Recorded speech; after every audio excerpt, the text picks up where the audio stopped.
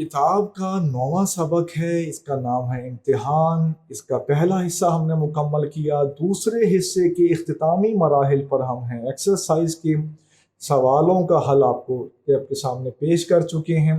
अब बारी आती है ग्रामर के कुछ हिस्से की। तो किताब पे जब आप नज़र डालेंगे तो डायरेक्ट आपको जो है वो जुमले की तरफ ले गए हैं, लेकिन हम आपको थोड़ा सा जो है वो इससे पहले की बात ही बताएंगे ताकि आप अपने आप को रिलेट कर सकें, आपको इबहाम ना हो, कोई आपको उलझन ना हो। तो हम आपको बताते चलें कि जो कवायद हैं आपकी किताब में, 9th 10th की आप किताब देख लें, उसमें जो कवायद हैं, कवायद के बुनियादी तौर पर दो बड़े हिस्से होते हैं। एक हिस्से को कहते हैं सर्फ और दूसरे हिस्से को कहते हैं नहव।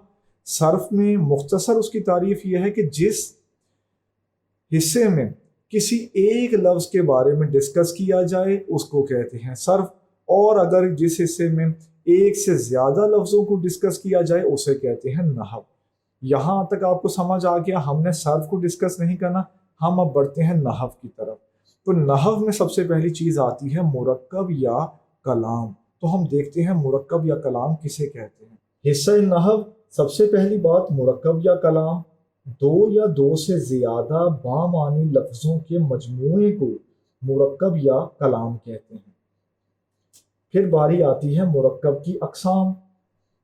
पहली किस्म है मुरक्कब नाकिस, दूसरी किस्म है मुरक्कब ताम।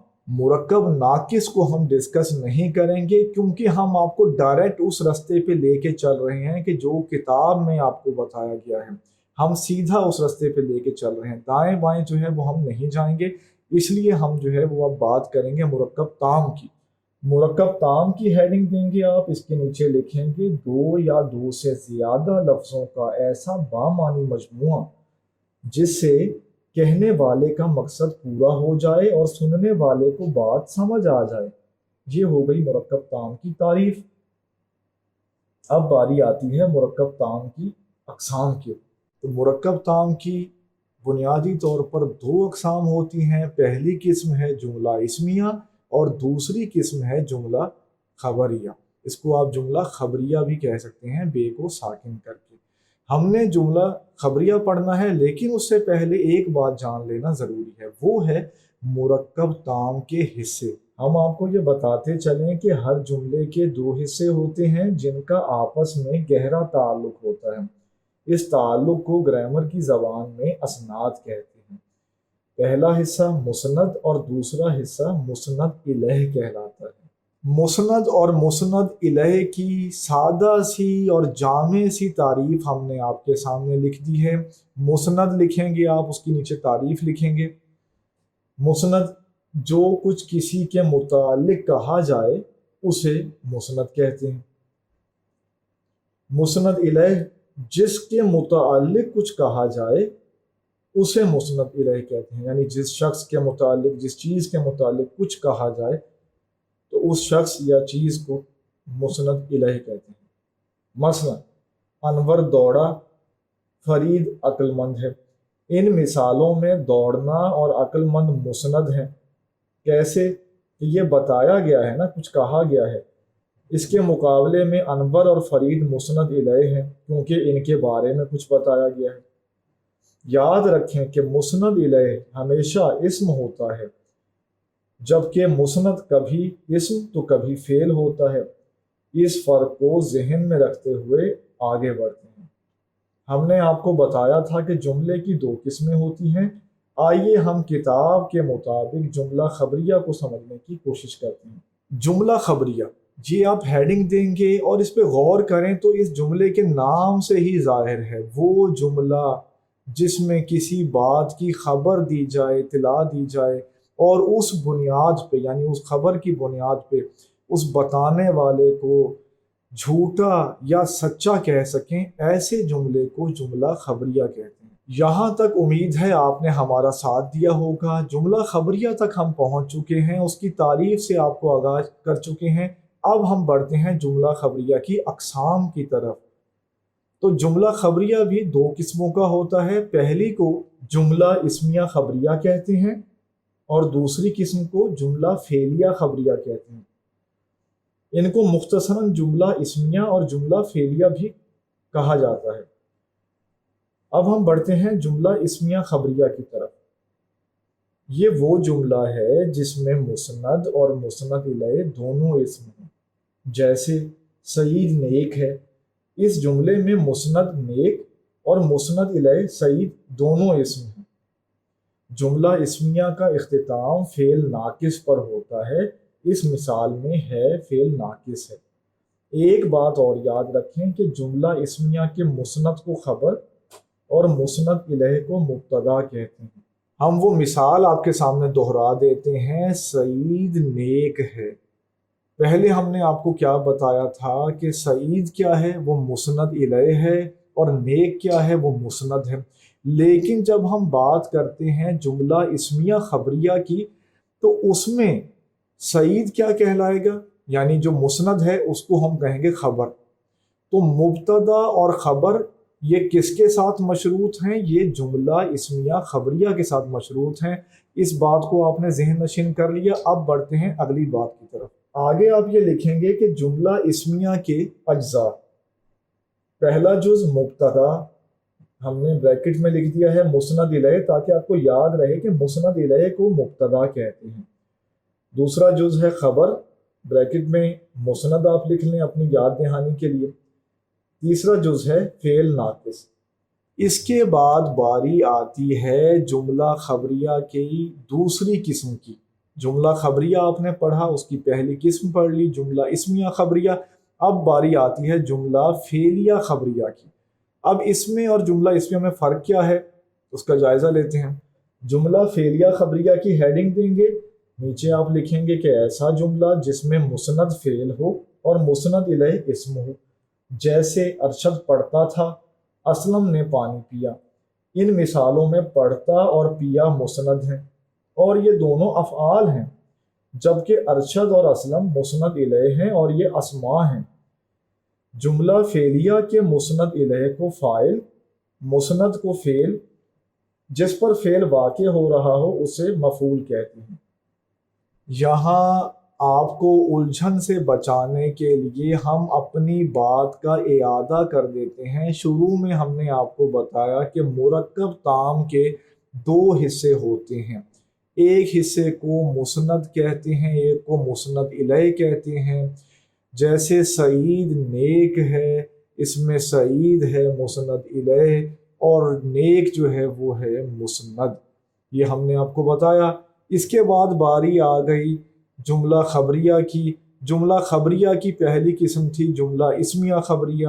جملہ اسمیہ خبریہ میں اگر یہی مثال ہو، جیسے سعید نیک ہے تو سعید کیا تھا، مسند الیہ، تو جملہ اسمیہ خبریہ میں مسند الیہ کو کہتے ہیں مبتدا، اور نیک جو کہ مسند ہے جملہ اسمیہ خبریہ میں نیک کو کہیں گے خبر۔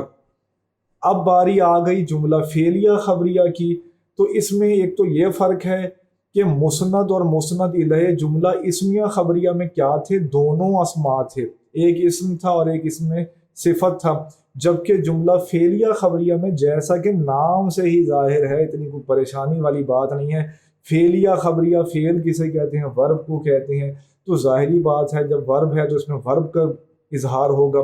تو جملہ فعلیہ خبریہ جیسے سعید پڑھتا ہے، پڑھنا جو ہے وہ فعل ہے، تو دوسرے لفظوں میں اگر مرکب تام کے لحاظ سے دیکھا جائے تو یہ مسند ہے، اور سعید کیا ہے، وہ مسند الیہ ہے۔ لیکن جیسے جملہ اسمیہ خبریہ میں نام بدل جاتے تھے چیزوں کے، مسند اور مسند الیہ کو ہم نے جو ہے، مسند الیہ کو ہم نے کہہ دیا مبتدا اور مسند کو کہہ دیا ہم نے خبر، تو جملہ فعلیہ خبریہ میں کیا ہے کہ جو مسند الیہ ہے اس کو کہتے ہیں فاعل۔ بھائی جملہ فعلیہ خبریہ ہے نا، تو کوئی کام کے ہونے کا بتایا گیا ہے، جب کام کے ہونے کا بتایا گیا ہے تو کوئی وہ کام انجام بھی تو دے رہا ہوگا نا، کوئی کام خود بخود تو ہوتا نہیں ہے بھائی۔ تو جب کوئی کام ہو رہا ہے تو کوئی اس کو انجام دے رہا ہے، جو انجام دے رہا ہے اس کو کہیں گے فاعل، اور جو کام ہو رہا ہے اسے کہیں گے فعل، اور اگر اس چیز کا بھی ذکر ہو جس پر وہ فعل وارد ہو رہا ہے تو کہیں گے مفعول۔ یہ بات آپ کو سمجھ آ گئی کہ جملہ فعلیہ خبریہ میں فعل اور اسم دونوں موجود ہیں، ٹھیک ہے، مسند الیہ جو ہے وہ اسم ہے اور مسند جو ہے وہ فعل ہے۔ اب بڑھتے ہیں اس کے اجزاء کی طرف، تو آپ 3 اجزاء اس کے لکھ لیں گے۔ پہلا جز اس کا کیا ہے؟ فاعل۔ فاعل کے آگے بریکٹ میں کیا لکھیں گے؟ سعید پڑھتا ہے تو کیا لکھیں گے آپ بریکٹ میں؟ مسند الیہ، مسند الیہ۔ پھر آپ لکھیں گے پڑھتا، جیسے فعل، تو فعل کیا ہے اس میں؟ مسند ہے، بریکٹ میں لکھ لیں مسند، پہلے فاعل پھر لکھیں دوسرا جز فعل اور تیسرا جز ہے مفعول۔ جیسے اسلم نے پانی پیا، تو اسلم کیا ہے؟ فاعل ہے، پیا کیا ہے؟ فعل ہے، پانی کیا ہے؟ کیونکہ پانی پر وہ عمل وارد ہوا ہے، پانی پر اس فعل کا اطلاق ہوا ہے، تو وہ ہے مفعول۔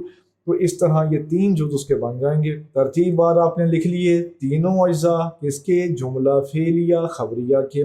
یاد رکھیں یہ صرف سننے سے یاد نہیں ہوگا، آپ کو بار بار سننا پڑے گا، آپ کو کاپی پہ نوٹ کرنا پڑے گا، آپ کو کتاب کو دیکھنا پڑے گا۔ تو پھر آپ جب اپنے ہاتھ سے لکھیں گے، پہلے اس کو پڑھیں گے، اس کو دیکھیں گے، اس کو لکھیں گے، تو ڈھیر ساری سینسز آپ کی انوالو ہو جائیں گی، تو پھر یہ آپ کے ذہن نشین ہوگا۔ اس کو ہلکا مت لیں، اس کو سنجیدگی سے آپ نے پڑھنا ہے۔ اب ہم بڑھتے ہیں آخری حصے کی طرف۔ وہ کیا ہے؟ وہ جملہ اسمیہ خبریہ سے متعلق بات ہے۔ کیا ہم نے دیکھا تھا کہ جملہ اسمیہ خبریہ میں مسند الیہ کو کہتے ہیں مبتدا اور مسند کو کہتے ہیں خبر، ٹھیک ہے۔ مثال ہم آپ کو دیتے ہیں، مثالیں یاد رکھا کریں، مثال سے آپ کو فٹافٹ جو ہے نا وہ بات سمجھ آ جائے گی، ٹھیک ہے۔ اور اگر خالی رٹے ماریں گے تو پھر سمجھ نہیں آئے گی۔ تو ہم مثالوں کے ذریعے اب فرق واضح کریں گے مسند الیہ کا اور مسند کا۔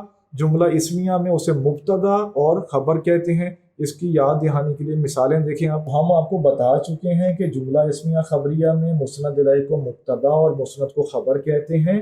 آئیے کچھ مثالوں سے اس کو ذہن نشین کرتے ہیں۔ پہلی مثال عادل ذہین ہے، دوسری مثال اسلم نالائق ہے، تیسری مثال پتھر سخت ہے، چوتھی مثال شیر خونخوار ہے، اور آخری مثال ہے الطاف حسین حالی شاعر ہے۔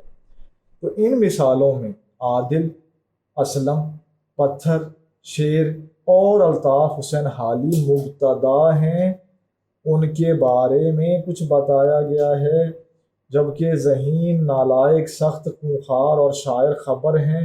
یہ بات ہے، یہ اطلاع ہے۔ ہم نے آپ کے سامنے جملہ خبریہ اور اس کی اقسام، جملہ اسمیہ خبریہ، جملہ فعلیہ خبریہ، اور پھر جملہ اسمیہ میں استعمال ہونے والی 2 اصطلاحات، 2 اجزاء مبتدا اور خبر کا فرق واضح کیا۔ امید ہے آپ کو اس سے اس ساری بات کو سمجھنے میں مدد ملی ہوگی۔